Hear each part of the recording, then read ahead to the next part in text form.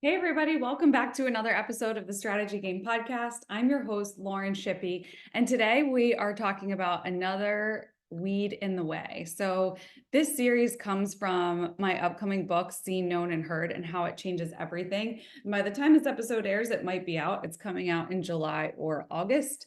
And this is weed number 2 we're talking about here, control. So, I want to give you a little context if you haven't really caught on to this whole Weeds in the Way series yet or don't know what it's about. But really, these different things came to me, and they were just different ways, like different things that can pull us out of the game, so to speak, like out of the game of walking in our purpose, staying focused, reaching our personal and professional goals. But more than that, just a way of healing. So things like stubbornness, unforgiveness, offense, control, all these things can take us out of the game. And so that's why we want to talk about them. We want to hit them head on so that we can try to work through them and get clear. And when we get clear, we can stay unblocked. So, weed number 2 is control. And what I wrote here, this is a section from our workbook that's also coming out. So we have the book and we also have the Seen, Known, and Heard workbook that prompts you to be able to work through these things. So it says, control can give us a false sense of security. Controlling our schedules, time, and even other people is something we attempt to do in some way every day. Control can make us feel like we're on top of things, like we've got it together. We pull things in a little tighter, mostly subconsciously, because we think doing so will give us a sense of peace or security. The problem with control, though, is that it's an illusion most of the time. Ugh, yikes. I mean, that just right there, it's an illusion most of the time. We don't actually have control over much at all other than ourselves. And sometimes we don't even have control over ourselves and our own reactions.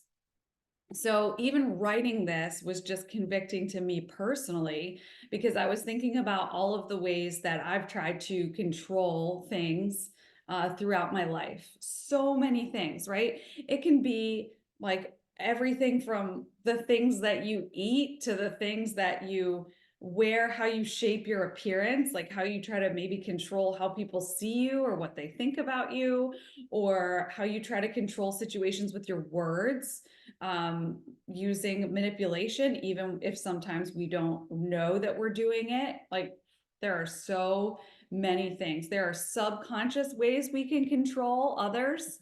And so there's a couple questions that I want to ask that might prompt some reflection. So the first is, what areas of control do you tend to cling to? So this is really like, those areas that come to mind, and just jot it down or make a note in your phone if you can. What areas of control do you tend to cling to the most? I think that would be important to identify because then that helps you set priorities in terms of processing this control. Like, why do I try to control this area of my life? And usually it stems from some type of fear. So we feel like we have to control to keep ourselves safe, or usually it's about protecting ourselves to keep ourselves safe. And sometimes protecting ourselves is what we need to do, but there may be pieces of that that we don't actually have to do or carry that we are carrying. So what we want to do is strip away anything that we're unnecessarily carrying.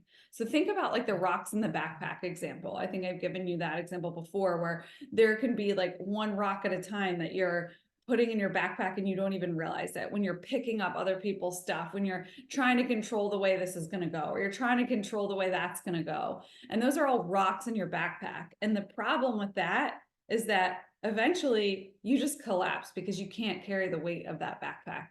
And so what we're trying to do here is take one rock out at a time so that we're not clinging to any kind of control. The second question is, what might you think about releasing? So this is about taking the rocks out. So what type of areas of control are you holding on to that may be false control anyway, meaning like you can't control the outcome anyway, but you're carrying it around? What can you release right now? And you can literally say, you know what? I release this, whatever it is. I'm just letting it go. I'm not picking it up. And that's taking a rock out of your backpack. And if you were to release it, how would that feel for you? What impact would that have on you? I want you to start to imagine the outcome of that.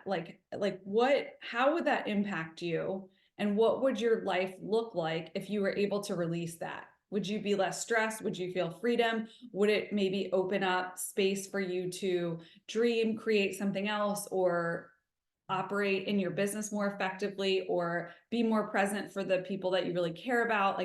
What are those things? What would it do for you if you were able to take that rock out of your backpack? And then what's stopping you from releasing the control? And this is probably the most important question to answer, because this is what's blocking you from releasing control.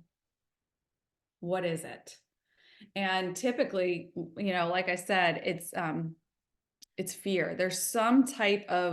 There can be a deep-seated fear that's standing in the way of us releasing that control. And so when we're able to look under the hood, so to speak, or use the 5 whys, we talk about this a lot. Ask yourself why 5 times to unpeel the layers of the fear.